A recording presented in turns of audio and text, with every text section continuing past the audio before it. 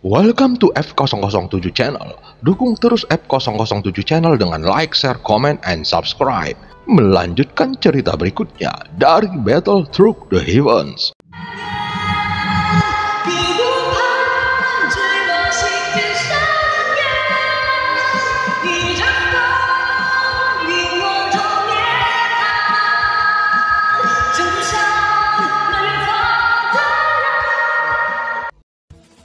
Selamat beraktivitas dan terima kasih atas dukungannya selama ini. Semoga semua sobat F007 selalu diberikan kesehatan dan rezeki yang berlimpah. Amin ya robbal alamin. Pada part sebelumnya, Xiao Xiao dan Xiaolin bersembunyi di formasi pertahanan karena dikejar oleh hantu roh istana surgawi. Xiaolin akhirnya memutuskan menggabungkan 3 jenis api, namun dia akhirnya kena serangan balik. Melihat ini, Xiao Xiao memutuskan keluar dari formasi dan mulai menyerang hantu roh lagi. Namun dia akhirnya tertangkap dan Xiaolin juga tertangkap setelah berusaha menyelamatkan Xiao Xiao. Di saat kritis, Xiao Yan pun akhirnya muncul menyelamatkan Xiaolin yang hampir saja menemui kematiannya. Saat sosok Xiao Yan muncul, para hantu roh juga cukup terkejut dan membuat Ling Gui tertegun sejenak. Tentu saja, mereka tidak menyangka akan ada orang yang menyelamatkan kedua anak ini. Siapa kamu? Beraninya kamu memprovokasi istana surgawiku? Apakah kamu tahu apa konsekuensinya jika berani melawan istana surgawiku? Ling Gui dan beberapa hantu roh menatap Xiao Yan dengan marah. Setelah mereka selesai berbicara, para hantu roh yang tersisa langsung meraung. Kemudian dengan cepat tubuh mereka membesar dan berubah menjadi monster raksasa yang ganas. Bahkan rambut mereka berubah menjadi ular yang memiliki 8 duri tajam yang menonjol dari belakang tubuhnya.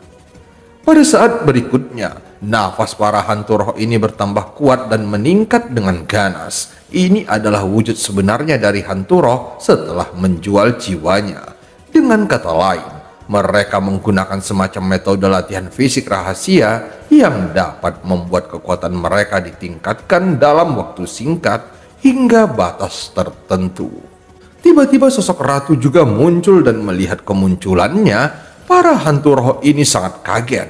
Karena bagaimanapun juga, mereka cukup familiar dengan sosok ratu kuil kuno. Melihat kemunculan ratu, sosok hantu roh ini melepaskan Xiao Xiao dan berniat melarikan diri.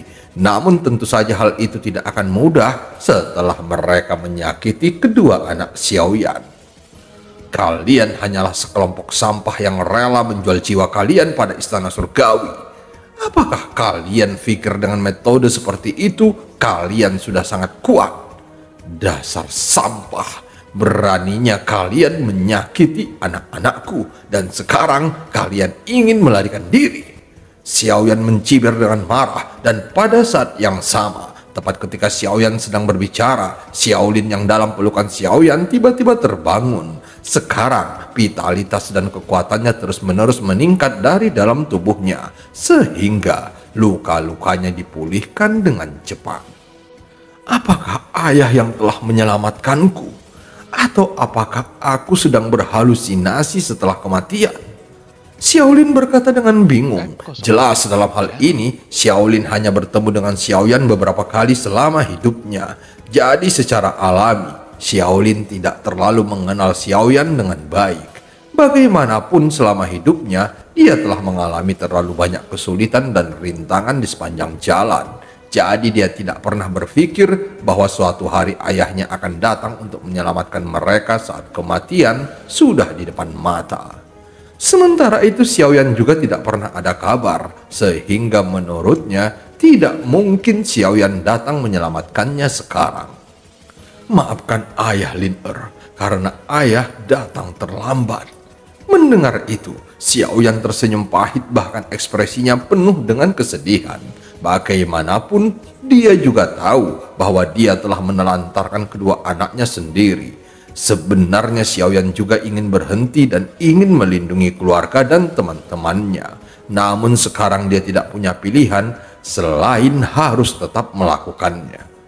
Begitu Xiao Yan memulai jalan ini, dia telah ditakdirkan untuk tidak dapat berhenti. Bagaimanapun, tanggung jawab yang dia pikul sekarang semakin besar. Dia hanya bisa berharap di masa depan bahwa dia dapat melindungi semua makhluk hidup dan dunia menjadi lebih baik lagi. Apakah ini bukan halusinasi? Benarkah ayah benar-benar datang menyelamatkan kami? Xiaolin masih bingung dengan situasi ini. Setelah dia pulih dari cederanya, Xiaolin segera berdiri dan berteriak dengan keras. "Tunggu, di mana kakakku?" Xiaolin langsung bereaksi karena dia juga sangat mengkhawatirkan kakak perempuannya. "Jangan khawatir, kakak ada di belakangmu," Xiao Xiao berkata perlahan, dan dia menyadari kasih sayang adik laki-lakinya yang begitu besar kepadanya. Walaupun mereka dilahirkan dari dua wanita yang berbeda, namun hubungan persaudaraan mereka sangat kuat, dan itu tentu saja tidak lepas dari didikan yang diberikan Sun Er dan juga Cailin. Pada saat ini, para hantu roh masih berusaha untuk melarikan diri.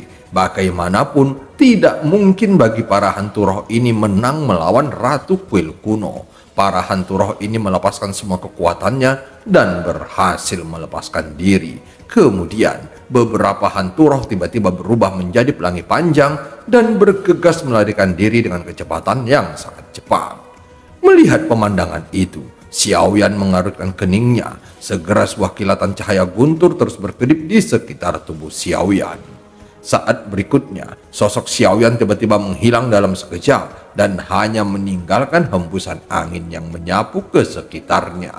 Beberapa saat berikutnya, Xiaoyan muncul kembali sambil membawa para hantu roh yang melarikan diri dengan tubuh yang diikat tali dan melemparkannya ke depan Xiao Xiao dan Xiaolin.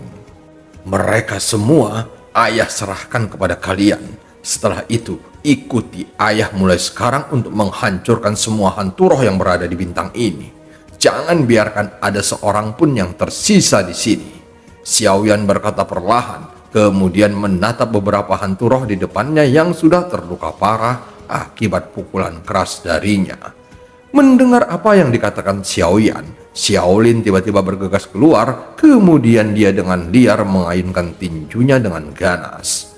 Merasakan tinju Xiaolin, para hantu roh hanya bisa meraung kesakitan yang luar biasa.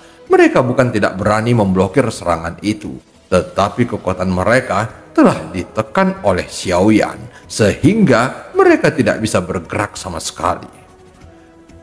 Mereka hanya bisa membiarkan tubuh mereka diserang dengan gila-gilaan. Segera, Xiaolin berhenti sejenak karena dia melihat tinjunya tidak menyebabkan luka fatal pada para hantu roh tersebut, sehingga dia tidak bisa melampiaskan kemarahannya dengan cepat.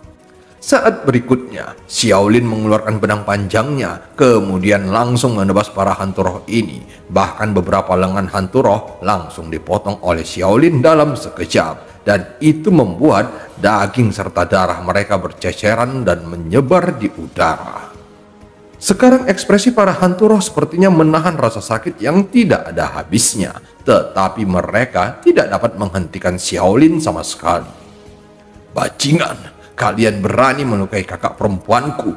Aku akan memotong kalian sampai mati." Xiaolin berteriak dengan keras. Mendengar itu, Xiao Xiao tersenyum kecut. Jelas dia mengerti apa yang dikatakan adiknya. Dia cukup terkejut karena ternyata kemarahannya bukan karena dia terluka, tetapi karena dia melihat kakak perempuannya dipukuli. Jadi saat melihat pemandangan itu, Xiao Xiao dapat merasakan kebencian di hati adik lelakinya.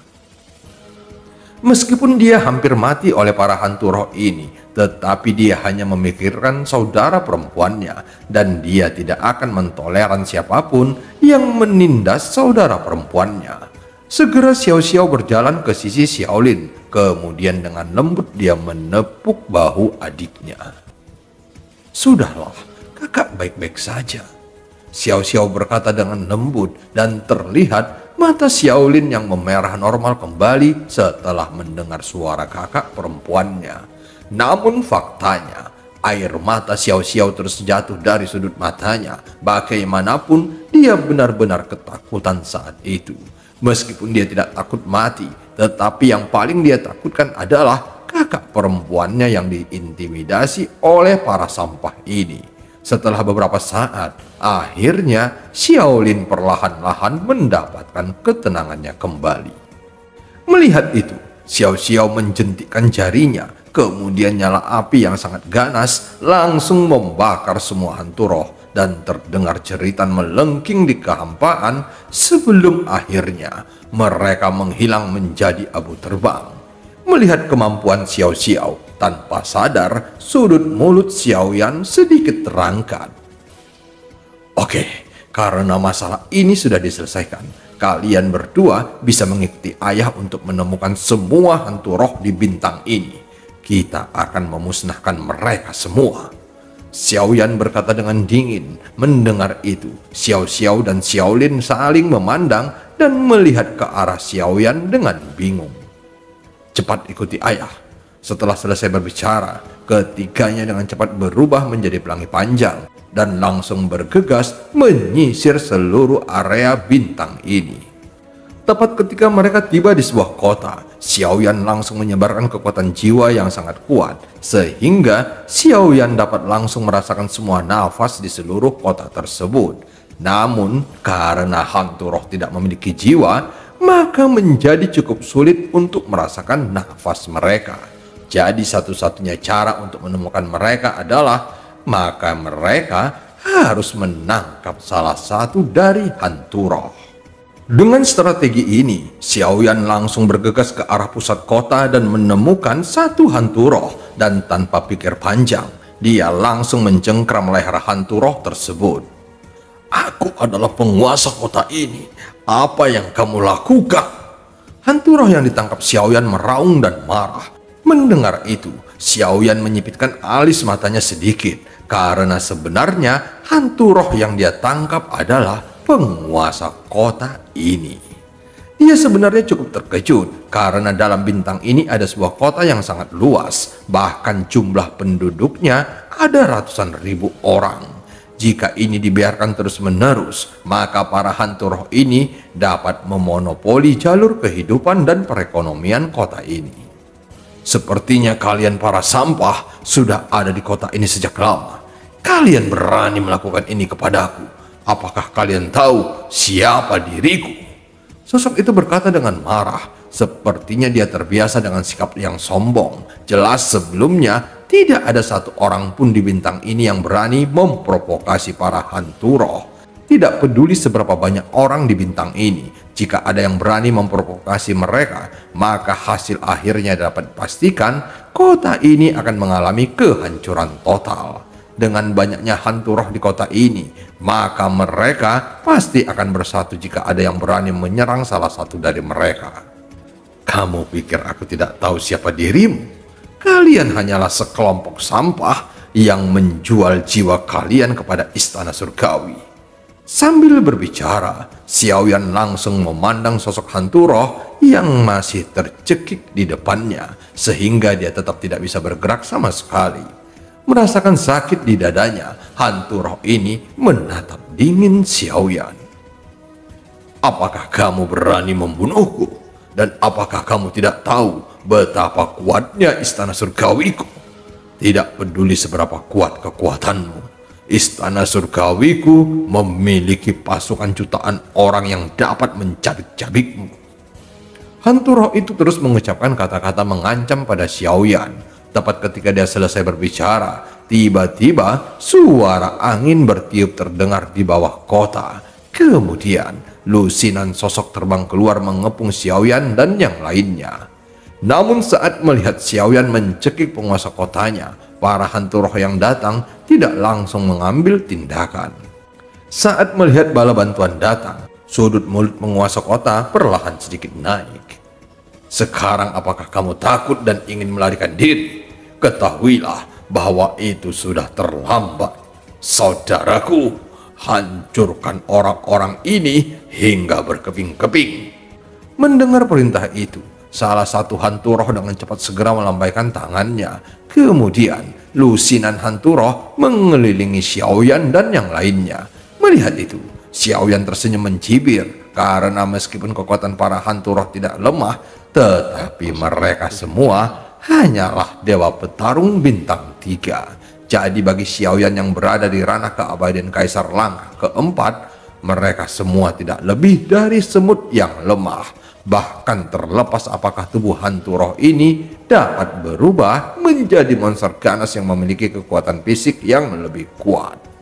Pada saat berikutnya, Xiaoyan segera menjentikkan jarinya, kemudian dua bola hitam langsung melesat pada tubuh Xiao Xiao dan Xiaolin. Bola hitam itu langsung mengembun menjadi armor dewa palsu.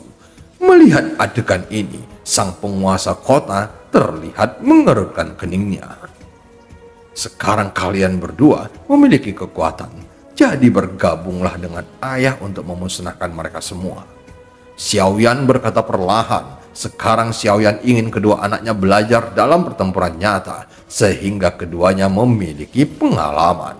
Tepat ketika Xiao Xiao dan Xiaolin mengenakannya, mereka merasakan kekuatan besar yang terkandung di dalam armor dewa palsu, dan sepertinya kekuatan itu tidak dapat tertandingi.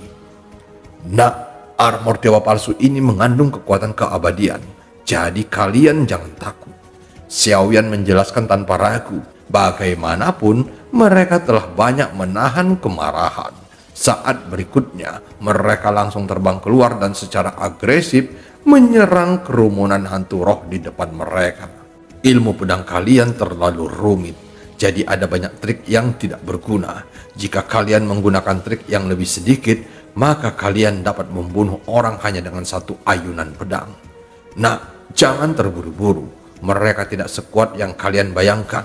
Jadi, kalian harus lebih percaya diri dalam menghadapi musuh.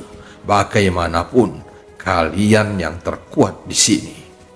Mendengar apa yang dikatakan Xiaoyan, akhirnya para hantu roh mengerti bahwa orang di depannya adalah keberadaan yang kuat dan menggunakan diri mereka sebagai sarana latihan untuk kedua anak muda yang berada di belakangnya. Pada saat mereka mengetahui masalah ini, semuanya sudah terlambat karena mereka dapat melihat dengan jelas Xiaoyan yang sebelumnya tidak mengambil tindakan sama sekali, sekarang mengayunkan kakinya ke arah tanah. Tepat ketika telapak kakinya menyentuh tanah, tiba-tiba lautan api menyebar dengan sangat cepat dan langsung membuat perisai api untuk mengurung mereka, sehingga membuat pakaian puluhan hantu roh yang ingin melarikan diri terbakar habis. Jelas Xiaoyan juga tahu alasan mengapa mereka melarikan diri adalah untuk memberitahu semua hantu roh di bintang ini, sehingga mereka juga dapat memberikan informasi kepada istana surgawi. Tetapi sekarang mereka benar-benar dikurung dalam lautan api yang membuat lusinan hantu roh sangat panik. Sekarang mereka tidak dapat melakukan apapun dan hanya bisa menunggu kematian dengan cara yang lebih kejam. Pada saat ini, Xiao Xiao dan Xiaolin terus membunuh para hantu roh dengan liar, dan mereka juga tahu dengan jelas bahwa para hantu roh ini telah banyak membunuh orang-orang biasa dengan kejam. Jadi mereka juga tanpa ragu membantai mereka. Keduanya terus membunuh mereka tanpa belas kasihan dan memberi mereka kematian yang sangat menyakitkan. Melihat pemandangan itu, Xiaoyan tidak menghentikannya sama sekali. Dia hanya akan bertindak jika keduanya berada dalam kesulitan. Pada saat yang sama, semua orang di kota berlarian menuju sumber suara pertempuran. Meskipun orang-orang di kota ini tidak mengetahui apa yang terjadi, tetapi mereka dapat melihat dengan jelas bahwa ada lingkaran api di udara dan terdengar suara pertempuran yang tidak ada habisnya. Bahkan ada jeritan yang melengking menusuk telinga mereka. Apakah kamu sudah mendengarnya? Tuan kota telah ditangkap oleh seseorang. Sesosok berkata perlahan. Apa? Bukankah sebelumnya tidak ada yang berani menantang tuan kota untuk waktu yang lama? Bagaimanapun, kekuatan penguasa kota ini sangatlah kuat. Jadi mustahil ada orang yang dapat mengalahkannya. Sosok lainnya menjawab, sebenarnya kota ini terlihat sangat makmur. Namun di antara semua orang yang tinggal di kota ini, tidak ada satupun yang berani melawan jika penguasa kota melakukan apapun yang diinginkannya. Namun mereka tidak pernah menyangka akan ada orang yang ingin membunuh penguasa kota mereka sekarang. Pada saat ini, segera terdengar suara siulan di sekitar mereka. Dan pada saat yang sama, para hantu roh terdekat telah bergegas mendekat ke kota ini. Dan mereka langsung menuju ke dalam lingkaran nyala api. Jelas para hantu roh ini memiliki kepercayaan diri yang cukup untuk memberikan bantuan kepada penguasa kota. Namun setelah mereka memasuki medan pertempuran, mereka langsung dihancurkan oleh Xiao Xiao dan Xiaolin, sehingga dengan cepat terdengar jeritan melengking lagi dalam lingkungan nyala api. Mendengar itu, mereka tidak dapat melihat dengan jelas apa yang sedang terjadi, karena ada penghalang nyala api yang menyelimuti mereka, sehingga mereka hanya mendengar jeritan keras. Ketika bala bantuan datang, Xiao Xiao dan Xiaolin telah memusnahkan 120-an hantu roh yang berada di kota ini. Sebenarnya bintang ini tidak terlalu jauh dari alam dewa kuno, dan mereka semua adalah mata-mata yang ditugaskan untuk mencari informasi keberadaan alam dewa kuno. Ratu juga mengetahui bahwa keberadaan mereka di bintang ini tidak menimbulkan ancaman sama sekali. Meskipun istana surgawi menempatkan para hantu roh di sini, tetapi mereka tidak akan mengetahui secara spesifik keberadaan alam dewa kunoku. Sang ratu menyilangkan tangannya dan berkata sambil menunjukkan senyum indah di wajah cantiknya. Mendengar itu, Xiaoyan tertegun sejenak. Dia juga tahu bahwa kehampaan Zihe dan Zichong cukup dekat dengan alam dewa kuno, tetapi keduanya terkendali sehingga tidak menimbulkan ancaman pada alam dewa kuno. Jadi secara alami, alam dewa kuno akan mengabaikan mereka. Setelah Xiao Xiao dan Xiaolin membunuh semua hantu roh yang datang, keduanya bergegas ke tempat Xiaoyan dan Ratu berada. Setelah mereka melihat Ratu, keduanya langsung menangkupkan tinju mereka dan berkata dengan hormat, "Yang mulia Ratu." Mendengar itu, Ratu menunjukkan senyuman yang sangat lembut, kemudian dengan cepat meraih tangan Xiao Xiao. "Kita semua adalah satu keluarga, jadi sangat tidak pantas jika kalian berdua memanggilku Ratu. Kalian berdua bisa memanggilku Bibi." Ratu berkata sambil tersenyum. Mendengar itu, Xiao Xiao dan Xiaolin langsung tercengang karena identitas Ratu sangat berbeda dengan orang biasa. Bagaimanapun, dia adalah ratu yang dihormati oleh ribuan orang. Jadi mereka merasa tidak pantas jika harus memanggil Bibi. Sebelumnya, Ratu mendengar jika Xiao Xiao dan Xiaolin datang ke alam dewa kuno, sehingga Ratu sangat antusias. Sekarang, Ratu meminta mereka berdua untuk memanggilnya Bibi yang membuat keduanya merasa keheranan. Dan cerita pun berakhir. Sampai ketemu di part selanjutnya.